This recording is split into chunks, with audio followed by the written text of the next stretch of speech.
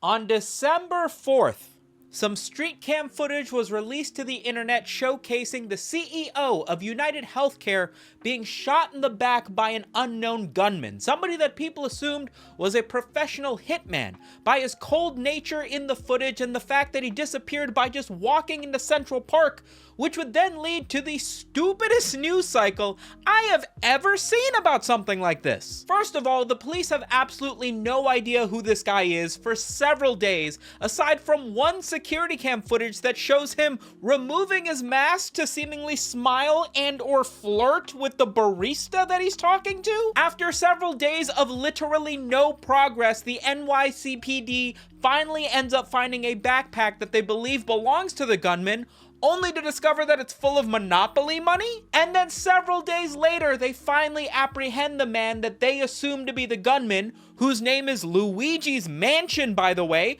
Where did they find him? In a safe house? Hiding out in underground tunnel? No, he was at a McDonald's just eating McDonald's. What kind of professional gunman takes a break from fleeing the police by enjoying a McRib?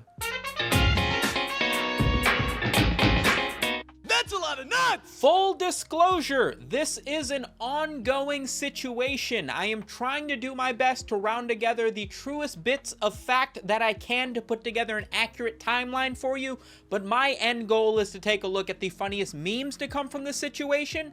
But even if I was good at researching and checking all my facts, which I am not, it is almost certain that half the things we talk about in this video are going to be proven to either be wrong or slightly different in the 2 hours it'll take me to upload this to YouTube, and in the 24 or 48 hours that you're actually going to watch it.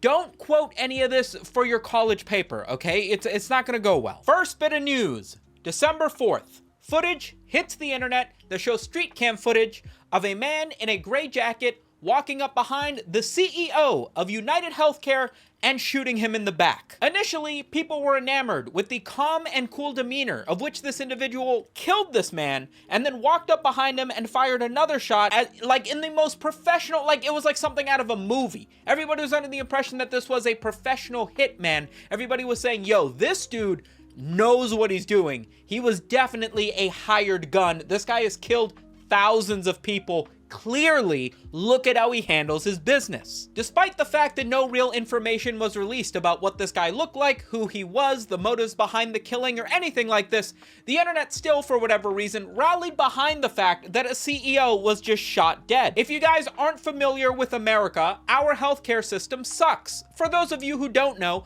I had my appendix rupture and had to have an emergency removed at a hospital. I did not have insurance at the time because I was a YouTuber, and I was given a bill of $36,000 US. That is not an uncommon story. I am sure there are plenty of people in the United States, even those who have insurance, that are met with a tremendous amount of money anytime that they have to go to the hospital for something serious, and it's probably all of those people and the feelings of their families that led them to come together and be like, you know what?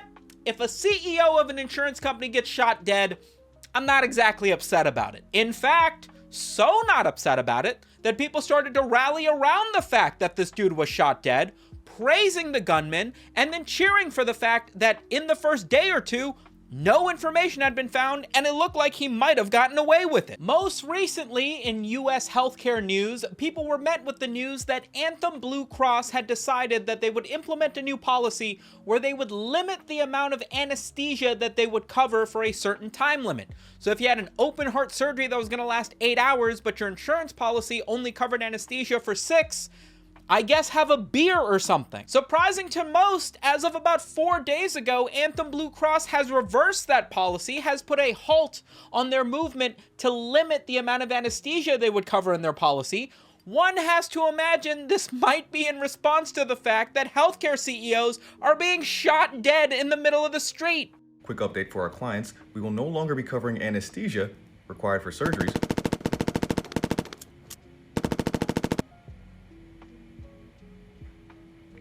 After much deliberation, Europeans watching Americans fix their healthcare system with gun violence.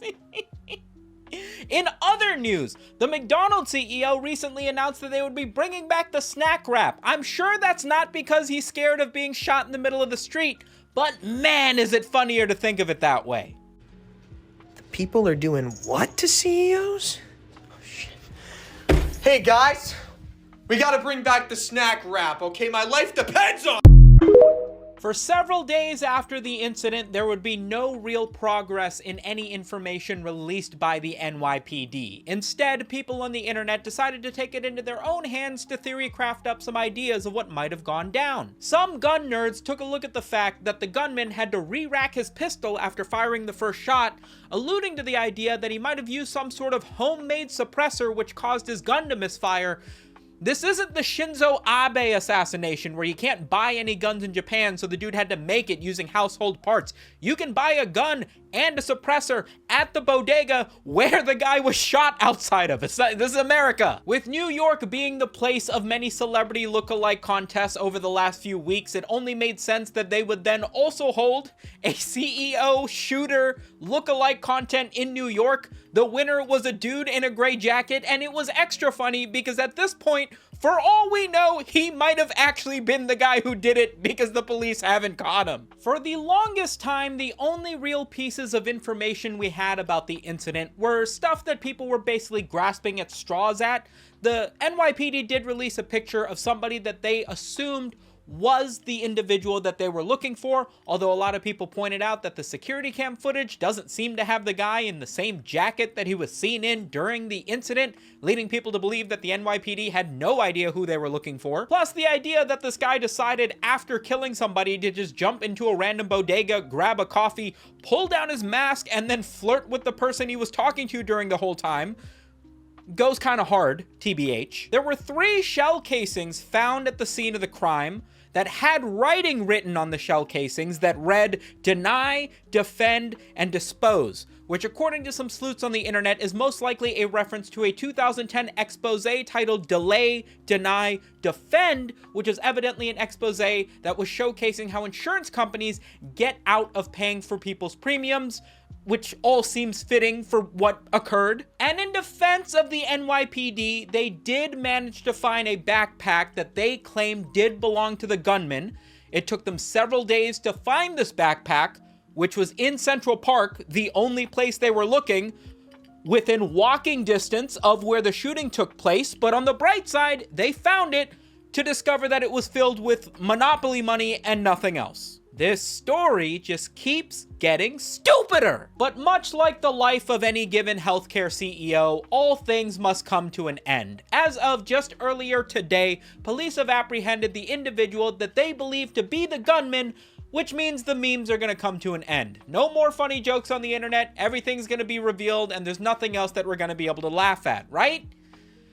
You have no idea. So police announced that they have caught the gunman, that they apprehended him just eating McDonald's in a McDonald's, and they've got their guy. They claim that he had a manifesto in his backpack with him. He was just walking around with his phone, his wallet, his keys. Oh yeah, and my manifesto about how I'm gonna kill the CEO of a major healthcare company. Totally believable, normal thing to do. This guy's name is Luigi Mangione, which sounds a lot less like a professional hitman and more like J.K. Rowling tried to come up with an Italian character for a Harry Potter book. And surprise, surprise, he is not a professional hitman. As many people would uncover after now having access to his full name, he seems to just be a guy. Now armed with the full name of somebody who is revealed to just be a normal citizen, the internet did what it did best and dove into his past to discover what we could learn about Mr. Luigi's Mansion. He was a valedictorian, holding both a bachelor's and a master's degree in computer science from UPenn.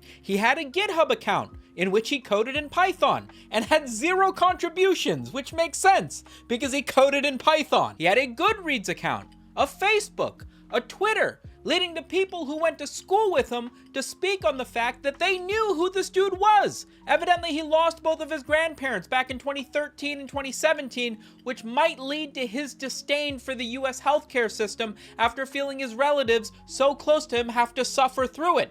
He also evidently had some sort of serious back surgery that resulted in screws in his back and prevented him from being able to live his life normally, which some colleagues of his that claimed to have gone to school with him state changed his entire personality and outlook dramatically. His Twitter banner also had a Breloom on it.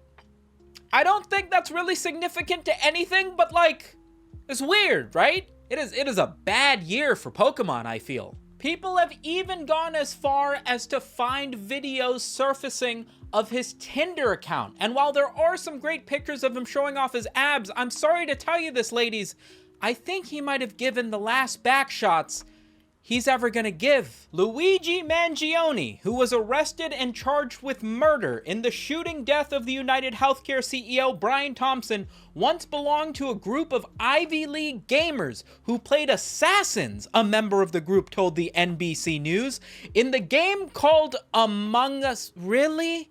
He played Among Us, so did everybody else on the planet. We're painting that as a group of valedictorians. We're painting that as something that led to him shooting the CEO in the back. Listen, whatever. Paint it how you want to. I think the fact that the official Among Us Twitter account tweeted out, just a few hours after this news broke is way funnier. Is there significance to the Breloom thing? I'm not a competitive Pokemon player, but like, there's gotta be something there, right? There are a bunch of other funny little memes going on the internet, but a lot of it is just based around misinformation and just people trying to get clicks at this point. There is a clip of Luigi Mangione seemingly requesting a Charlie XCX song to be played as he's being put into a cop car. That's fake, and the audio is manipulated. There were screen grabs of people claiming that not only did he have a Tinder account, but he also had an OnlyFans account.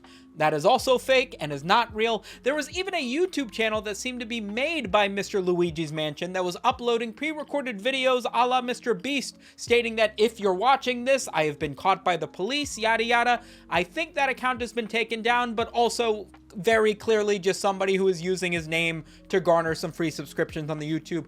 Don't fall for fake grabs of clout.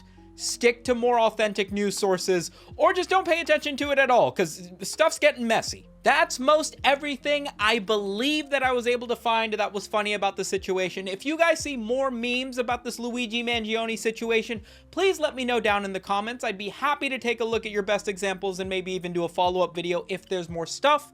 A big thank you to the patrons scrolling in the back. Thank you so much for making this show possible. Remember to subscribe if you enjoyed watching, and I will catch you guys on the next one. Peace.